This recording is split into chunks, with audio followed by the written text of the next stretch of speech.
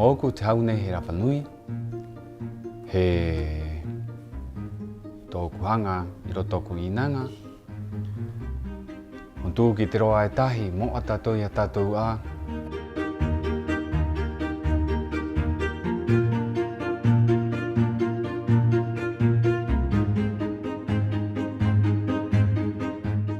Hapa o te ngā poki, he tuha a i te ite, he mo ai te korohua, hātūra, e i te mo maururu, i te me tātou anei e vai mai era e te tupuna.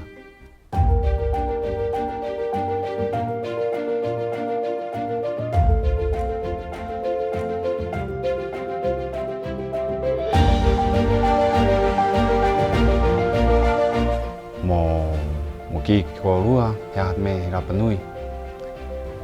Hangai hei i te ngā poki, mo ai korhua, mo at me he auha o nei, kuia tat me nei hei Rapanui.